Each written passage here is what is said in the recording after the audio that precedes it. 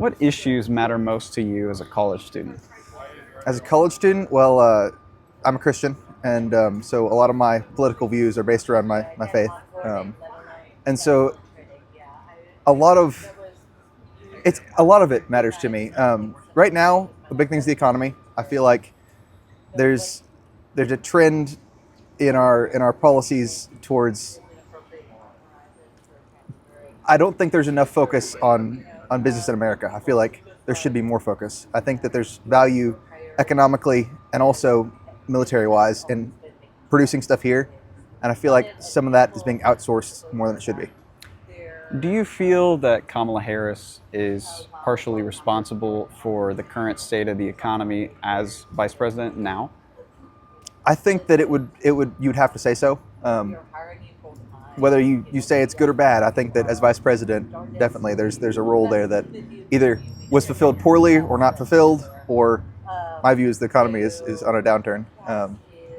So, yeah, I would say that she's partially responsible at least.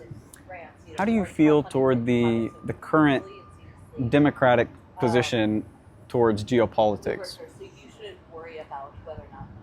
I think that once again there should be more focus on the U.S. rather than other countries. Obviously, I support. Well, I say obviously, it isn't obvious, but I do support some interaction in external conflicts. But I think that specifically in conflicts in Ukraine and Israel, there has been an expectation that the U.S. will do something that there shouldn't necessarily be. I think that in our role as this like world police in a way, it's grown too large. What issues do you think a newly elected Kamala Harris would push most firmly? Well, it's interesting because the stereotype within politicians is they make claims that they don't back up, and that's with all politicians, which is disappointing. But some of the things she's talked about recently, specifically small business, if she was elected, I would really think would be a step in the right direction. But I have questions about if they would actually come to fruition. What is the biggest challenge you see for Kamala moving forward? She's running against a previous presidential candidate with lots of backing. I think that it won't. I don't think it will be drastically one way or the other, but it's definitely going to be a challenge to beat Trump. What is the most attractive thing about Trump and the Republican Party to you this election? I was really impressed with how he handled his 4 years in office. I'm not a big fan of him as a person, but I'm a fan of what he did, and I'd like to see more of that. What do you think was the most consequential thing that he did that you were pleased with? The biggest thing would be the economy. The way he handled some of the geopolitics regarding conflicts abroad, I think was better than now, but still not perfect. No one is perfect. But I think that from my experience on a very consumer level, I saw the economy in a better way. What do you think is the biggest challenge for Mr. Trump? Just that there's a lot of hatred against him, and I understand some of that based on his history, but I think there's a lot of people who not only support Kamala more than him, but absolutely abhor him, and because of that, there's just a large fight against him. There's very high tensions in America today, and so I think that makes it challenging for both sides.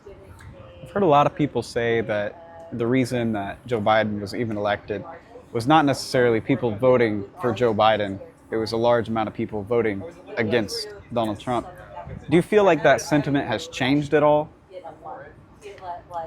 I think there's going to be more support for Kamala Harris because she would be the first female black president, and because of that, there's just a large voter base that supports her. I would almost say for that reason alone, but there's a big stand behind that too. But there's also some people who just like look at the two and are like, okay, I want to pick the lesser of two evils, and they view that as Kamala. And I think that's how a lot of our elections have turned out recently, the lesser of two evils, because it's kind of how our voting system is set up. If we're different, there might be more options. But How do you feel that, or do you feel that Trump's age will play a factor in this election? I think that people will definitely use that against him, just that he is as old as he is, more closer to Biden's age than you might expect, most people.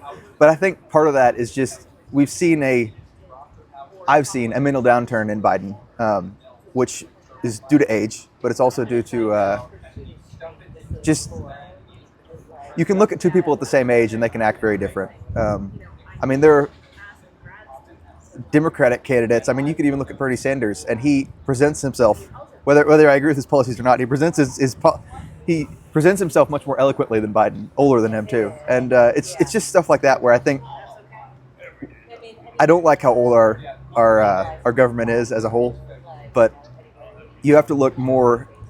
I say you have to look more. One of the things you have to really consider is not only the number of the age, but how they are acting at that age, how they present themselves. And debates are one of the big things that show that.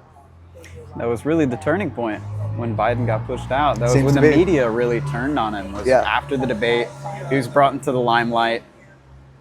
He did what he did, and then that was. I'm going to have to move on here in a second. If you got- All right.